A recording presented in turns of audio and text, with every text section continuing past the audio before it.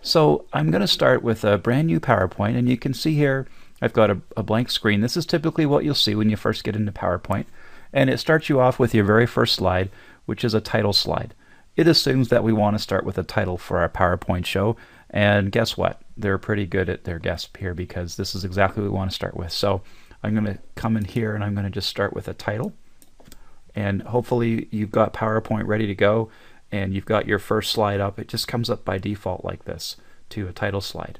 So assuming that you've got that, I'm going to go ahead and type in Smart Food Inc. And my subtitle is Expansion Plans 2012 to 2015.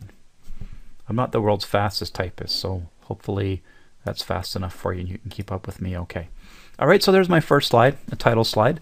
Looks very plain, just a white background with black text. We're going to use design templates later on to really jazz it up and make it look better. But for now I just want to focus on getting a couple of more slides of content, and then we'll go back later and choose a nice design. So for my second slide, I want to have a picture and I want to have some points along the side. So to get a new slide, first of all, see up here under the Home tab, there's a button right below it that says New Slide. If I press and hold this button, it gives me a sample of the different types of templates that are available. So depending on what kind of information you need to use, you'll pick one of these templates. I'm going to go with the to content template because this is the one I need. So I'm just going to click on that and let go, and there's my second slide. My first slide is here, my second slide is here. It's that easy to switch back and forth. So my title is going to once again be Smart Food Products. So on the right hand side, I'm going to list all the products that I sell. Okay, and again, this is just all made up stuff. I wish I had a big company called Smart Food, but I don't. So we'll just make this up. I do have one called 1 Hour Academy, but I guess I could have done a PowerPoint on that, maybe for another lesson. So I'm getting hungry here, just typing this list out. I've got one more to go. Soft drinks. And there we go. So there's my list of the products that Smart Food sells. On the other side, I have a choice of adding lots of different things. And you can see here when I mouse over the different kinds of options that you have. And in some lessons in the future, we're going to go through some of these in more detail. We're going to start with something really easy right now, which is just a picture. But you can see you can insert a table, a chart, something called a smart art graphic, which will be for a future lesson topic, a picture from something saved on your computer, maybe some clip art that's built into the PowerPoint program, or even a video, a media clip. So we're going to go with the clip art option here. I'm going to click on this, and when I do, what comes up on the side here on the right, you can see this clip art search pane. Now I've already done this lesson once ahead of time, and I've already searched for the word cupcake. But essentially you type in the word you're searching for. You can drop this down and you can decide what kind of information you're looking for. Because I want a picture, I don't want to include videos or audio in my search, just illustrations, photographs, that sort of thing. You also have an option here, include office.com content. So assuming you're hooked up to the internet like I am, it'll actually go out to the office.com website and look for content related to your search. So I've already gone and found the content I want, but I can just scroll here very quickly and you can see lots of different pictures of cupcakes, photographs, and illustrations. So I settled on this one right here. Now because I've got this content pane, this is called a content pane by the way, and it's like a placeholder for information, text or pictures or charts or whatever you want. Because this is selected right now, when I click on this cupcake, PowerPoint knows to replace the content pane with this picture. So watch this. Click, and there it is. Okay, so it replaces it and puts it right in there. Alright, so that's my second slide. I've got one more slide I want to do, and this is a comparison of two charts, or two lists rather, of information. So I'm going to come back over here to New Slide. This is my third and final slide for this demonstration. And beside to content is another one called comparison. Basically these two slide types are the same. The only exception is this comparison one has a little space for a title above each side of your chart, so you can title each side. So that's the one I'm going to go for. And this is going to be strictly a text only slide with some information on it. So I'm going to just type this up and you know, I'll go as fast as I can. Actually, what I might do at this point is I might pause the video and type up the information and then come back to you with it. Well, I'll start with what it's going to look like here first. So I'm going to just type a title, International Expansion. Okay, so that's my main title. Over here is going to be a subtitle that says where and when, and on this side I'm going to put why. Okay, so I'm going to start with a list over here. So I'll just do like the first two items here. Hong Kong, comma, 4 months. And if you press enter, you get another bullet point. You saw that on the other slide as well. Paris, 6 months. Okay, over here I've got one of the reasons why people are eating healthier to reduce body fat.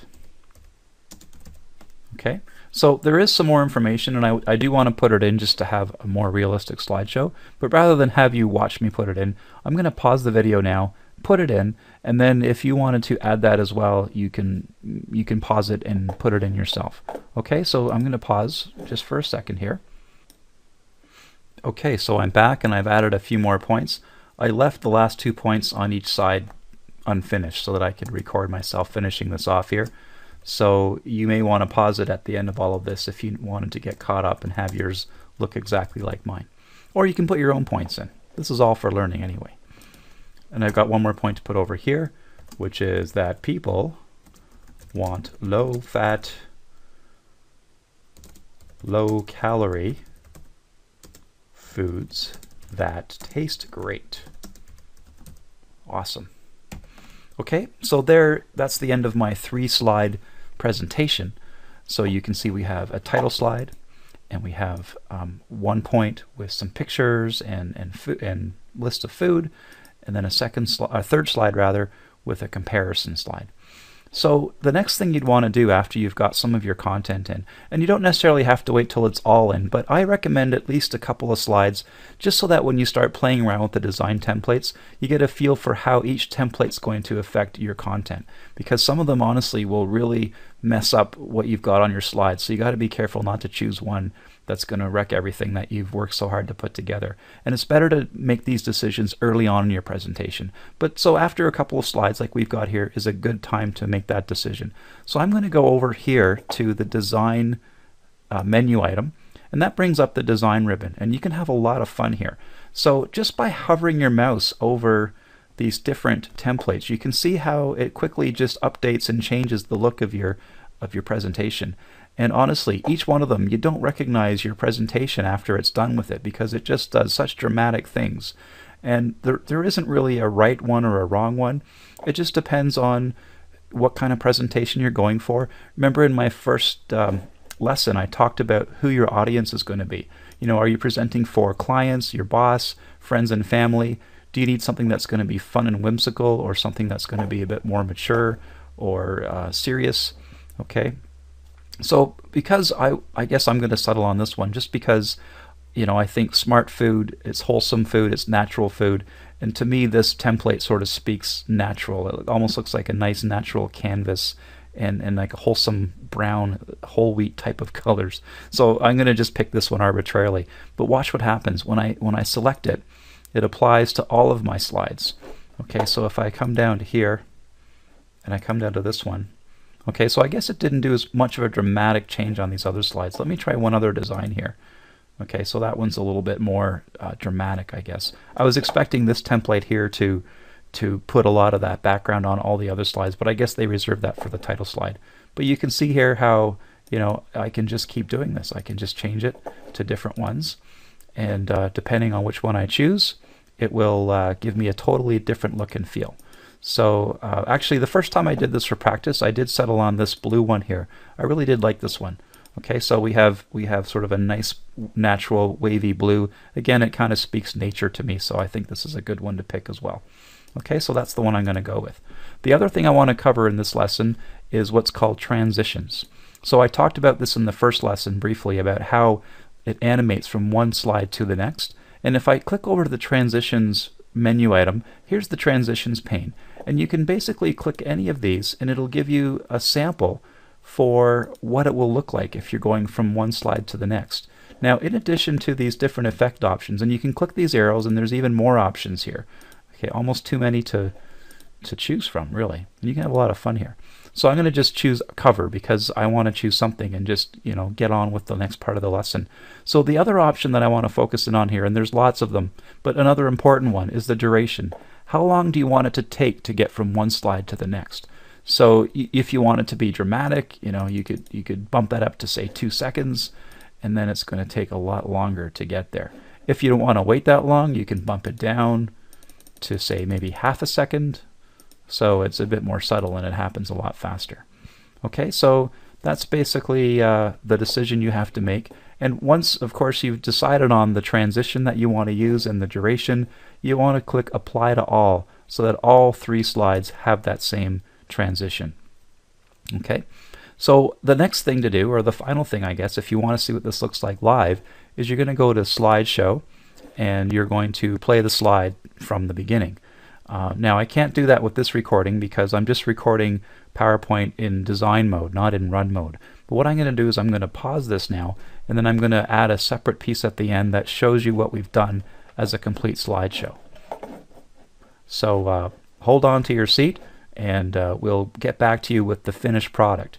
But that's basically all I want to cover for this lesson. So hopefully you got that working for yourselves, and you learned a lot here, and there's lots left to learn in the upcoming lessons. But stay tuned for the live preview of what we've done so far.